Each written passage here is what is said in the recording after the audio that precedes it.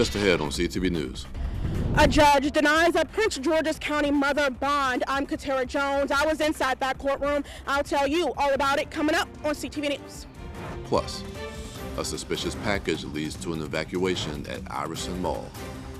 And home sales are on the rise in the county. Those stories and more on CTV News, starting now.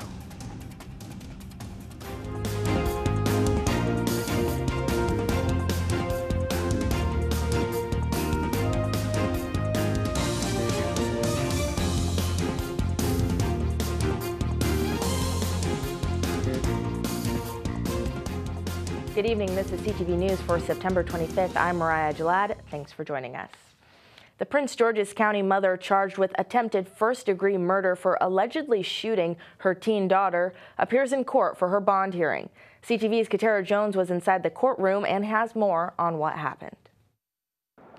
That's right. Well, this case, which involves a teen girl who was shot, has really shocked the entire Prince George's County community. And today, Judge Robert Heffron ordered that the suspect, Talika Brown, to be held without bond. During the hearing, Brown's public defender asked if she can be released to her home. However, the state asked for her to be held without bond. Now, all of this stems from a shooting that happened on Monday in Seat Pleasant. Police say Brown shot her 13-year-old daughter in a home in the neck. What we learned today in court is that the state is saying that a verbal argument between the mother and her daughter turned physical. We also learned from the state that Brown left a voicemail to her child's father this morning. In that voicemail, the mother did not express any sort of concern for the well-being of her daughter, who is currently recovering at Children's Hospital with her father by her side. State's Attorney Aisha Braybo held a press conference this afternoon following the judge's decision. This case is very concerning to us.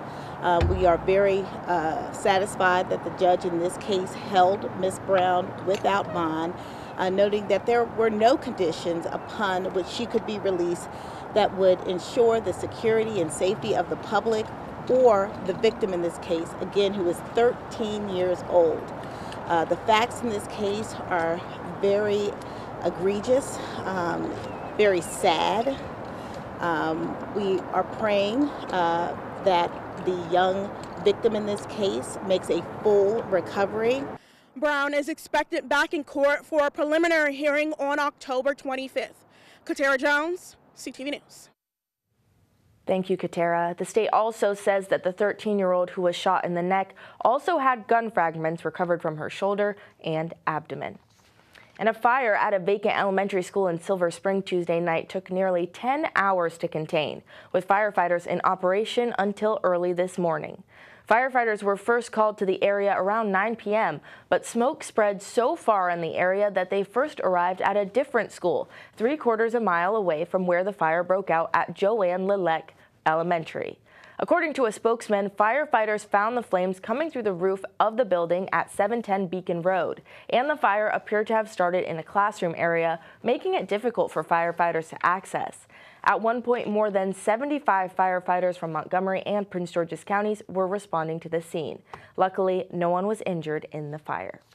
And Maryland schools have seen an alarming rise in threats of violence at schools, especially in the wake of a recent mass shooting at a school in Georgia.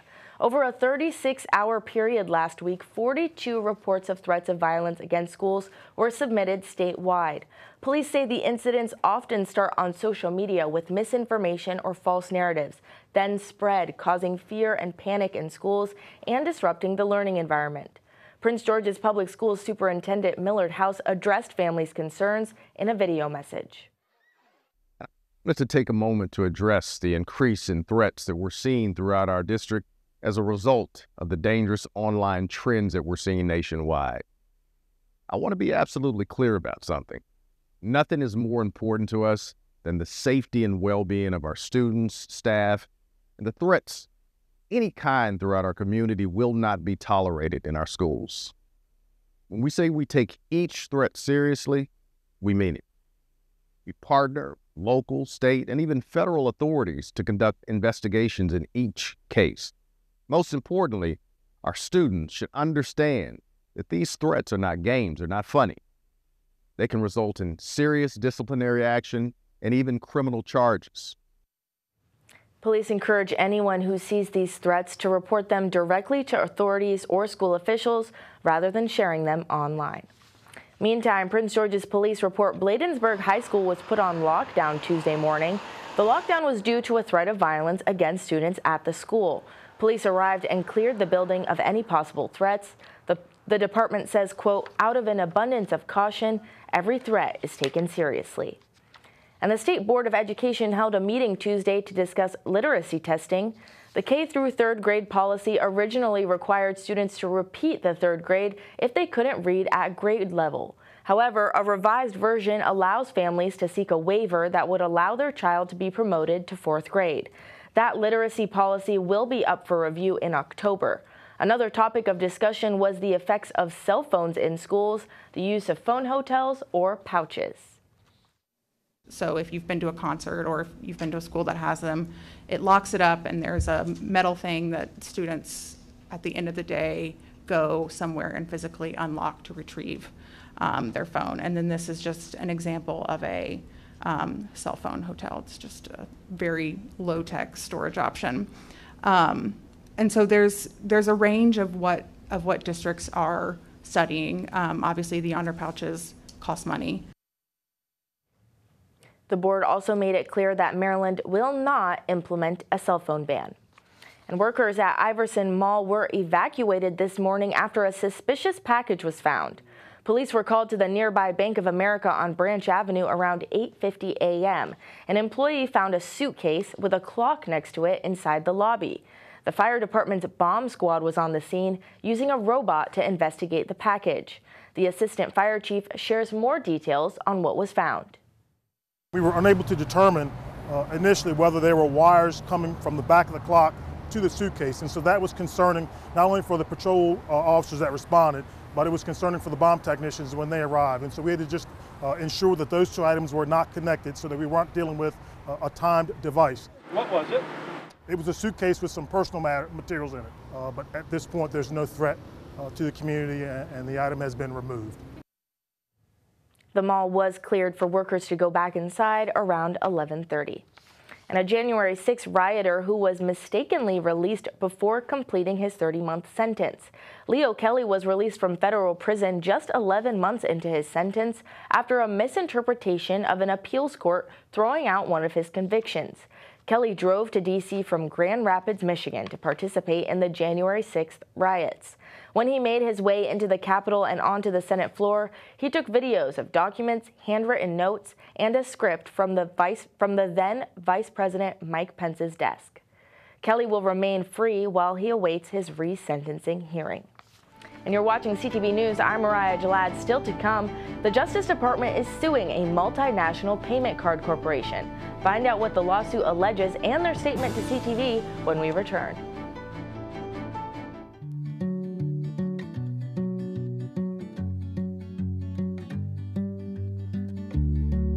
When we have the food we need, we are at our best. We push further. We rise higher. We unlock our full potential. When we are at our best, we have more to offer the world around us.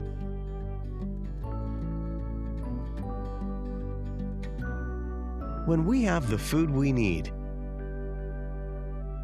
we make our communities stronger. Together, we can help everyone get the food they need to thrive. Join the movement to end hunger at feedingamerica.org/actnow. Meet the scan, a simple procedure whose mission is to detect lung cancer early.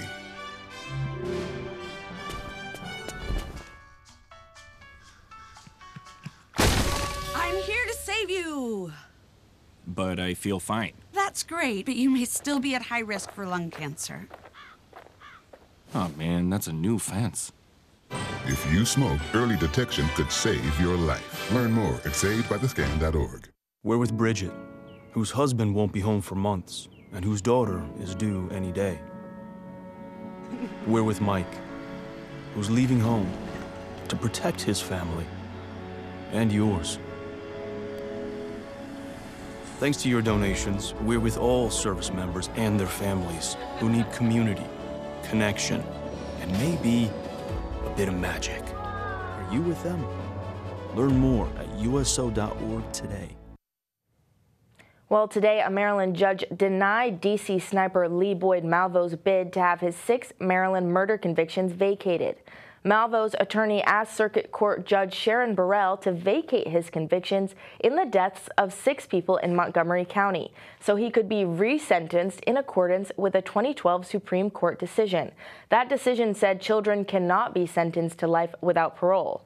As you may recall, then 17-year-old Malvo and 41-year-old John Allen Muhammad killed 10 people in the Washington metro region for over 3 weeks back in October 2002. And the Justice Department has filed an antitrust lawsuit against Visa, accusing the company of stifling competition in the debit card market and costing consumers billions. The lawsuit alleges Visa penalizes merchants and banks for using alternative payment processors, which allows the company to dominate 60% of U.S. debit transactions and charge over $7 billion in fees annually.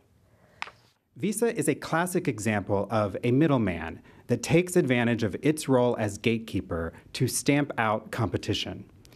Because companies like Visa facilitate commercial transactions, they have the power to exercise considerable control over the markets in which they operate. When merchants weigh the decision of which electronic payment network to use for a given transaction, they cannot choose the authorized network with the lowest price or the best offering for that transaction. Instead, they operate under the threat that if they do not process enough of their payments through Visa, they will face exorbitant fees on all Visa debt transactions. And in a statement to CTV News, Visa says, quote, "This lawsuit is meritless and we will defend ourselves vigorously." Northeast Maglev paid a visit to Bowie State University today to discuss how the revolutionary transportation technology can transform the D.C. metro region. Maglev also plans to invest $4 billion in contract opportunities from minority and women-owned businesses. Their magnetic levitating trains could make the commute from D.C. to Baltimore just 15 minutes, and the innovation in transportation could create more than 160,000 long-term careers. We've made a commitment to work with MBEs and WBEs, and Bowie State University is one of the HBCUs that are in our area that are training the next generation of MBEs and WBEs. So we thought it was important to not only, bring actual MBEs and WBEs that are in the community right now together and talk to them, but we wanted to make sure that the future MBEs and leaders of America who are in this space and learning in this institution can see this and see the opportunities and have that visibility on this campus. Maglev plans to open up internship opportunities to Bowie State students in marketing and communications and hopes to do so in engineering in the future. An investigation into an armed road rage incident in Prince George's leads law enforcement to a man from Virginia. The suspect is 34-year-old Joshua Cook. Maryland State Police say Cook pointed a gun at another motorist on I-95 and Route 1 in Prince George's back in February. Investigators credit dashcam video in helping to identify Cook. He faces felony assault and firearm offenses charges. And a deadly shooting in Fairmount Heights last night leaves 2 people dead. Officers arrived at the 500 block of 62nd Avenue around 11. They found Takia Nails inside her home suffering from gunshot wounds. She was later pronounced dead on the scene. At 10 this morning, police found suspect Quindell Mercer in the district suffering from a self-inflicted gunshot wound, and he later died. Investigation shows that Mercer and Nails were in a previous relationship. And in a historic visit, King Abdullah II of Jordan met with Maryland Governor Wes Moore at the State House in Annapolis today. The two participated in a roundtable discussion with top business and education leaders. This marks the first time a foreign head of state has visited Maryland State House on official business. Governor Moore called it a historic moment and emphasized the importance of collaboration on economic and educational opportunities. And Montgomery County Executive Mark Elrich reaffirms the county's commitment to supporting nonprofits and faith-based organizations through security grants aimed at protecting against hate and biased attacks. The only jurisdiction in the Washington region offering local funds for this purpose. Elrich also introduced a new program by the Montgomery County Police Department, which focuses on enhancing neighborhood safety through security cameras. These funds can be used for security personnel to pay for a security assessment or a plan, to conduct security training, to develop and execute a security drill, to purchase new security cameras for their facility, or as you mentioned, to purchase what's called a FUSIS core device, which enables sharing the security camera feed with the Montgomery County Police Department. And these efforts are part of the county's broader plan to strengthen community protection. And still to come on CTV News, it's almost black cat season, but until then, find out how to get your hands on this orange fur baby during our Pet of the Week. Back in a moment. My name's Stacy, I'm 57, and I was adopted in 2020. We were adopted in 2019. And we were adopted in 2021. We had a house, and it sounds crazy, but it wasn't a home. The one thing that Jake and Emma brought is it became a home. When I met Dakota, he had just turned 14. You weren't there for the first this and the first that. I missed the first words, but we got a lot of other firsts. Watching her say, oh my God, I cannot believe I got my license. And she's like, I passed. And I'm like, girl. See them grow. It is. They chose to love us. They didn't have to. They chose us. Family. You and you. Kids in the middle. What I thought was a complete life was nowhere near complete, but it is now. Learn about adopting a teen from foster care. You can't imagine the reward. Visit adoptuskids.org. Got one of these hanging on the wall? You're qualified. One of these? You're qualified too. Love a good checklist? Qualified. Qualified. Qualified. Yep, qualified. Because if you know how to put up anything in your home, you're qualified to save lives by installing free smoke alarms in your community. Go to soundthealarm.org to find a volunteer event near you.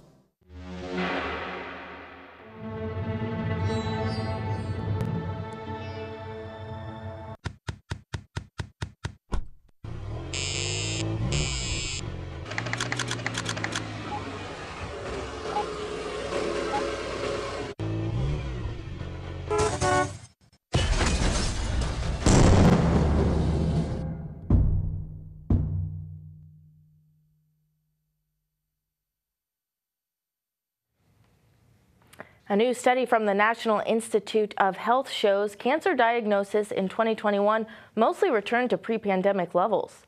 The study showed that there was little evidence of a rebound to make up for the drop in diagnosis during 2020 when COVID-19 disrupted medical care. One notable exception was an uptick in advanced breast cancer cases, and there were signs of increased pancreatic cancer diagnosis. Researchers stress that the pandemic's lingering effects on healthcare require continued monitoring to fully understand its impact on cancer outcomes. And the County Realtors Association says it's a great time to sell or buy a home in Prince George's, with houses on the market going for higher prices in a shorter amount of time, and with mortgage interest rates and inflation decreasing. A recent report from the Prince George's Association of Realtors showed the average and median sold price of homes in the county increased by 5% since last year, with on average around 700 homes sold a month. County homes are in hot demand and inventory is low, so with the interest rate dropping last week, you can expect demand to rise even more. Current homeowners have also been quick to refinance and lock in lower rates and lower monthly mortgage payments. In August, the average sold price of a home in the county was more than $450,000, and the median days on the market for a home was less than 2 weeks. The Realtors Association says for sellers, you'll benefit from a significant price appreciation from your original purchase if you sell now. And home buyers that take advantage now will also have the same opportunity to enjoy growth in the value of their home as they pay down their mortgage at the lower rate the Fed has set. Home buyers that were priced out before are encouraged to take a second look before a possible increase in prices to match mortgage rates dropping. And the Federal Reserve projected 2 more interest rate cuts for this year, so we could be seeing mortgage rates falling even further before 2025. And most people expect census takers at the beginning of a new decade, but it's possible for the Census Bureau to conduct other surveys at any time. Usually, a notice will be given through the mail to select homes first, but if the mail cannot be delivered, a census taker could show up to your door between the times of 9 a.m. to 9 p.m. The best way to verify that the census taker is legitimate is to make sure their name is on the online database. Whether by mail, text, or in person, the census worker assigned to your case will have to provide their name. Another telltale sign, the return address for census mail will always be Jeffersonville, Indiana.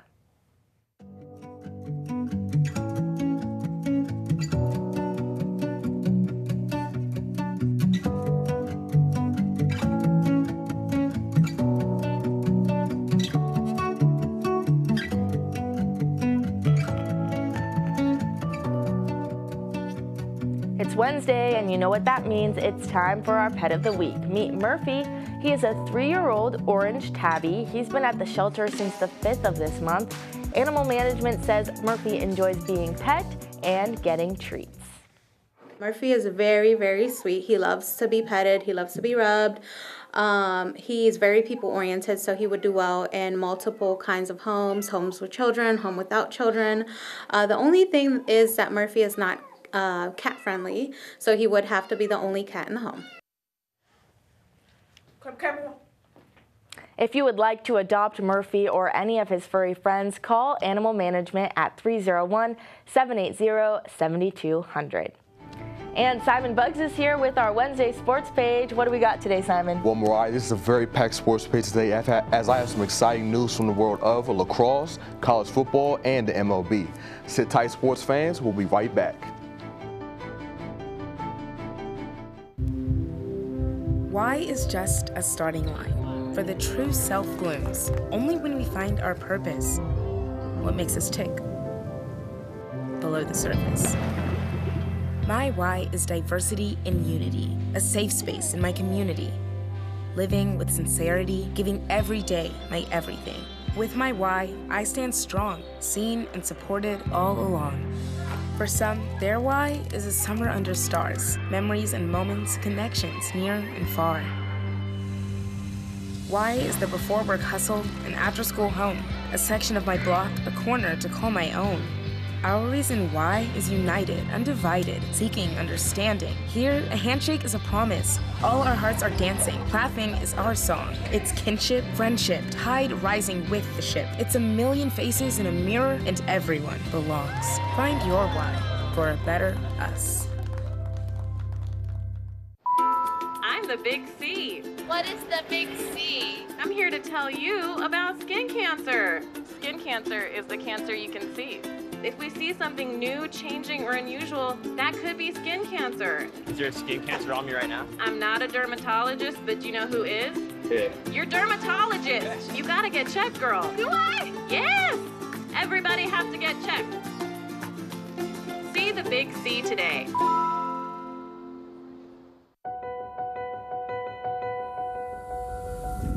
As we work to get through these times together, you may not be thinking about blood donation, but blood is needed to save the lives of people who are sick with a range of illnesses.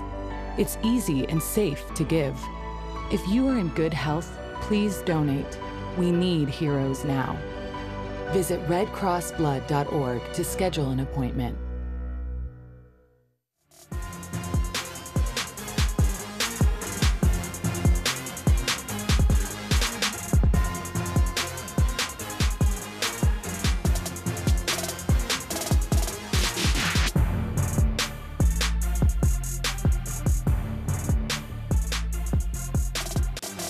Hey there, sports fans. You know what time it is. Go ahead and grab a seat. The Terps football squad will return to action this weekend as they will travel to Bloomington to take on Indiana. Indiana is the second Big Ten opponent that Maryland will be going up against this season. And the Terps will try to avoid falling to 0-2 in conference play as they lost their first conference game to Michigan State 27-24 a few weeks back. Offensive lineman Josh Kaltenberger spoke yesterday, and he touched on how crucial it is for the Terps to come away victorious. You have two different seasons to start off your year, and it's your non-conference season, it's your conference season. And we're going back to our conference season, and it's super important for us to go out and win this game, especially after our first conference game. This one is one we're really looking forward to and one that we really want to win, just like every single game. The Terps and Hoosiers will take the field on Saturday at noon. I can't wait. Moving on to more Terps sports news, the men's lacrosse squad has been absolutely killing it lately with all the commits they've had. And the Terps locked up another one as attackman Brady Malott has committed to playing for the team. Malott currently attends Archbishop Spalding High School in Severn. In this past season for the Cavaliers, Malott had 27 goals and 37 assists on the team's way to a 13-5 record. Malott is the highest ranked recruit that Maryland has had in the class of 2026. Now, if you're an Orioles fan, I'm sure you're well aware of just how special a talent shortstop Gunnar Henderson is. Henderson has had a great season, and that was recognized as he was recently named the team's MVP.